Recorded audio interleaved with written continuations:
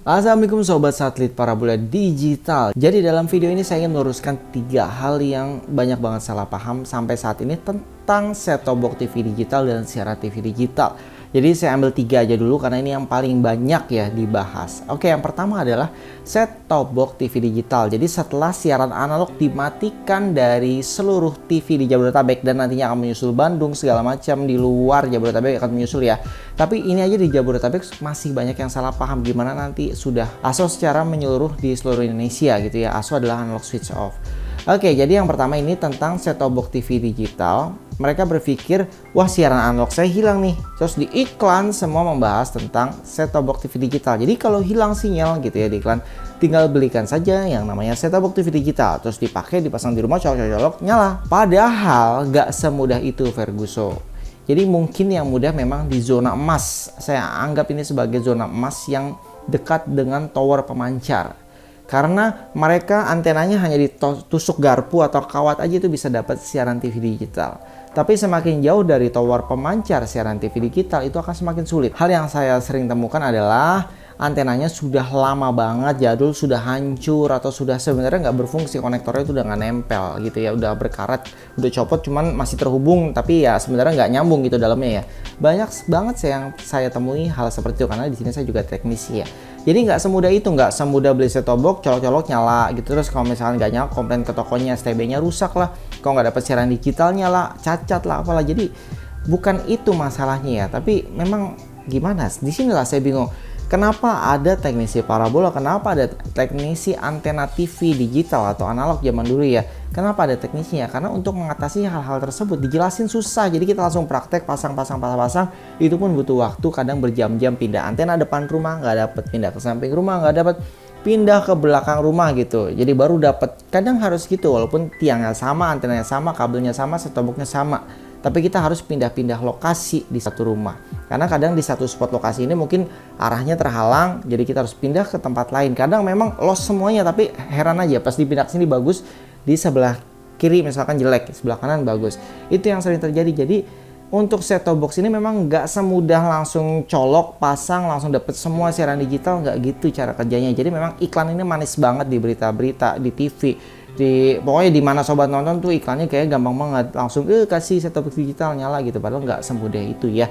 Jadi bagi sobat yang mau belajar nih ya, yang mau belajar cara pasang set-top box, saya sudah buatkan videonya di YouTube Satelit Parabola Depok. Tutorialnya aja itu udah detail banget, dituntun semua pemasangannya dari kabelnya, konektornya, cara masang A, B, C, D sampai antenanya, cara scan manualnya, scan otomatisnya, itu pun masih banyak yang nggak ngerti gitu ya. Jadi memang nggak semua orang memang mudah mengerti hal tersebut karena ya teknisi aja semua harus belajar, butuh waktu.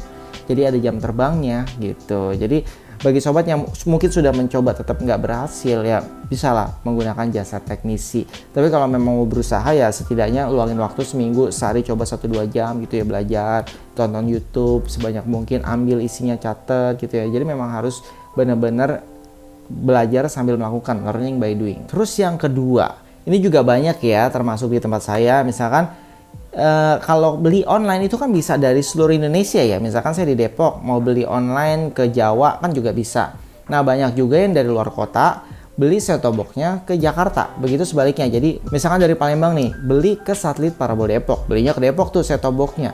Terus minta diprogramin. Jadi bahasa mereka biasanya program ya. Jadi tolong diprogramin siaran TV-nya biar nanti di rumah langsung colok, langsung ada. Jadi sebenarnya prinsipnya nggak seperti itu. Jadi untuk frekuensi siaran TV digital setiap wilayah itu berbeda-beda. Jadi yang Jabodetabek mungkin sama karena pemancarnya ya sama gitu ya, pemancarnya dekat-dekat. Tapi kalau misalkan sudah semakin jauh di luar Jabodetabek, misalkan Bandung, terus misalkan di Cirebon, misalkan di Palembang, di Medan, itu udah beda-beda pemancar siaran TV digitalnya. Pengelola operator pemancar tersebut ya yang menyiarkan TV digital itu juga berbeda-beda. Ada yang dipegang Trans7, dipegang MTEK. Jadi mereka yang menata frekuensinya, misalkan frekuensi 26 diisi oleh RTV di Jabodetabek. Nah frekuensi 26 ini bisa berbeda isinya. Misalkan frekuensi 26 di Palembang itu isinya Indosiar gitu, itu bisa berbeda. Jadi nggak perlu minta programin, misalkan mas saya mau beli set-top box tapi diprogramin dulu ya siarannya. justru jangan diprogram supaya dapatnya beneran gitu ya. Kalau misalkan sobat beli baru yang belum diprogram, biasanya di saat kita udah pasang antena, kita colok, itu mereka akan scan otomatis, dan itulah sesungguhnya program yang dibutuhkan. Karena kalau misalkan di sini udah terlanjur di program nomor 26 isinya, ini saya pakai bahasa program atau scan ya, program. Di sini 26 isinya adalah RTV. Nah, di sana belum tentu, makanya di sana bisa gelap tuh siaran nomor 26-nya walaupun ada sinyalnya gitu. Karena nggak semua set-top box itu bisa auto update ya. Ada beberapa yang pakai acu yaitu auto update, tapi di sini juga ada kelemahannya. Auto update kalau kita onin, terus sinyal kita lemah, terus kuat, lemah lagi, itu bisa bikin set-top box-nya hang atau panas karena dia terus-terusan update, coba scan gitu ya. Jadi saya lebih nyaranin untuk auto update di off kan, kecuali bagi sobat yang daerahnya memang sinyalnya kuat. Jadi sudah paham ya sampai sini ya, kecuali bagi sobat yang beli set-top box-nya di Jakarta, untuk wilayah Jakarta juga, intinya masih satu Jabodetabek deh, itu frekuensinya masih sama, jadi nggak apa-apa. Kalau misalkan memang masih satu wilayah, itu silahkan minta di scan gitu, jadi untuk mempermudah juga nanti nyari sinyalnya diputer-puter ya. Tapi kalau untuk luar daerah itu udah pasti berbeda-beda, jadi nggak butuh di scan lagi ya. Pertanyaan yang paling banyak terakhir adalah, apakah bisa antena analog saya yang lama digunakan untuk antena digital? Nah, ini balik ke pembahasan pertama lagi nih. Ini agak mirip. Jadi memang jawabannya bisa iya, bisa enggak. Rata-rata antena analog itu juga bisa untuk siaran TV digital. Rata-rata.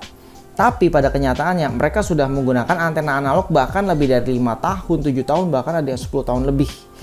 Dan itu kondisinya kalau dilihat, kalau antena yang lama kan ya ada bahan plastiknya ya, itu plastiknya dipegang udah rapuh banget. Jadi udah gitu kadang masangnya tuh digenteng dan nggak kelihatan gitu ya, di tengah rumah atau di mana nggak kelihatan. Itu kalau misalkan sobat lihat, biasanya antenanya udah pada patah, udah nggak bener. Yang tadi saya bilang konektor udah berkarat, udah putus, kabelnya juga kalau dibongkar tuh dalamnya bukan serabut lagi tapi udah jadi debu. Jadi udah nggak layak, intinya ibaratnya udah expired gitu ya produknya. Itu butuh diganti baru, karena jika dipaksakan bisa jadi nanti sinyalnya cuma dapat dikit atau siarannya patah-patah atau benar-benar nggak dapat siarannya sama sekali. Terus beberapa juga ternyata antenanya indoor, dan indoornya bukan indoor yang bagus seperti sekarang ya. Sekarang indoornya kecil tapi dB-nya atau daya tangkapnya tuh kuat. Beda dengan yang dulu yang saya juga punya ya 15.000 segala macam. Tapi kalau memang wilayahnya di Jakarta dekat pemancar ya nggak masalah. Nah, ini yang jauh dari pemancar. Kalau siaran analog itu walaupun antenanya indoor itu akan dapat walaupun penuh semut. Jadi ibaratnya nontonnya itu kadang sambil berhalusinasi ngebayangin ya mukanya tuh kayak gimana sebenarnya saking banyak semutnya gitu ya, atau berbayang gitu ya. Terus atau kadang warna hitam putih terus berwarna hitam putih lagi, itu masih bisa ditonton. Tapi kalau di siaran digital itu nggak bisa diterima. Jadi siaran digital ini hanya menerima siaran yang benar-benar bisa ditangkap normal. Jadi kalau misalkan dia siarannya berbayang di analog atau siarannya bersemut parah di analog, ini di siaran digital nggak akan diterima. Jadi dianggapnya angka 0, artinya tidak ada siaran. Kecuali memang siarannya yang masuk kuat, sinyal kuat, bening gitu ya, itu baru akan diterima dengan angka 1, yaitu siarannya bisa diterima dan dikunci. Jadi itu perbedaannya. Jadi antena lama bisa digunakan atau tidak, yaitu tergantung kondisi antena sobat gitu. Jadi harus dicek dulu. Kalau misalnya memang udah lama banget deh, ibaratnya udah di atas 2 tahun 3 tahun ya, saran saya mendingan diganti aja deh biar lebih pasti dan benar-benar dapat siarannya full semua bagus, karena memang untuk jangka panjang juga kan sekarang. Oke, itu tadi 3 tips dari saya. Semoga informasi ini berguna dan bermanfaat. Jangan lupa di like, subscribe, komen, dan share ya. Sampai jumpa kembali. Salam sobat satelit parabola digital. Wassalamualaikum warahmatullahi wabarakatuh.